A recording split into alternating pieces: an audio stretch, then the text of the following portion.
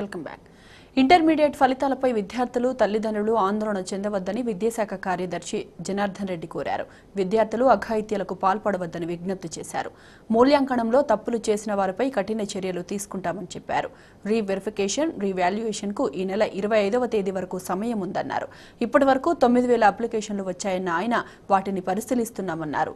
రాబోయే విద్యా సంవత్సరం నుండి ప్రతి 10 మంది విద్యార్థులకు ఒక స్వశక్తి సంఘం ఏర్పాటు చేస్తామని జనార్దన్ రెడ్డి తెలిపారు. ఈ మేరకు సచివాలయంలో సీఎస్ ఎస్కే జోషితో భేటీ అయిన Janardhan Reddy board of intermediate లో నెలకొన్న తాజా పరిణామాలపై చర్చించారు. ఇంటర్మీడియట్ రిజల్ట్స్ గురించి విద్యార్థులు కానీ తల్లిదండ్రులు కానీ ఆందోళన చెందాల్సినటువంటి అవసరం లేదు. రీకౌంటింగ్ కానీ రీవెరిఫికేషన్ కానీ ఇంకా 25వ తారీఖు వరకు అవకాశం ఉంది. 100 రూపాయలు చెల్లిస్తే రీకౌంటింగ్ అండ్ 600 రూపాయలకు రీవెరిఫికేషన్ అవకాశం ఉంది. నిన్నటి వరకు 9,000కు పైగా అప్లికేషన్స్ వచ్చినాయి. అవన్నీ కూడా ప్రాసెసింగ్ జరుగుతుంది.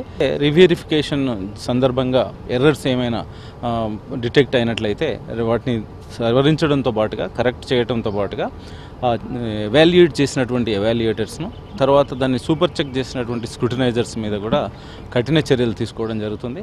డౌట్ ఉన్నటువంటి వాళ్ళు తప్పనిసరిగా రీకౌంటింగ్ రీవెరిఫికేషన్ చేసుకోవాలి. ఈ సాఫ్ట్వేర్ కానీ మిగతా ఇష్యూస్లలో ఏమైనా పొరపాట్లు జరిగితే ఏ విధంగా దాన్ని కరెక్ట్ చేయొచ్చు, పిల్లలకు ఎట్టి పరిస్థితుల్లో అన్యాయం చేయకుండా ఏం చేయాలనేటువంటి దిశగా ప్రభుత్వం ఆలోచిస్తుంది. ఇంటర్ బోర్డు కూడా ఆ విధమైనటువంటి డైరెక్షన్స్ ఇవ్వడం జరిగింది.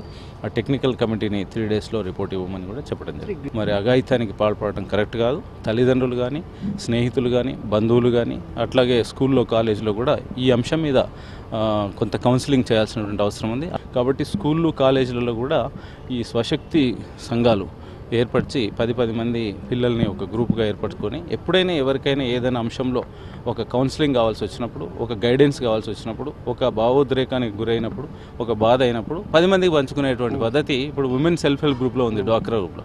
ఇదే పద్ధతి ఇప్పుడు మనం స్టూడెంట్స్లో కూడా నెక్స్ట్ అకాడమిక్ ఇయర్ నుంచి ఇంట్రడ్యూస్ చేస్తే ఫలితాలు ఉంటాయని నేను భావిస్తున్నాను.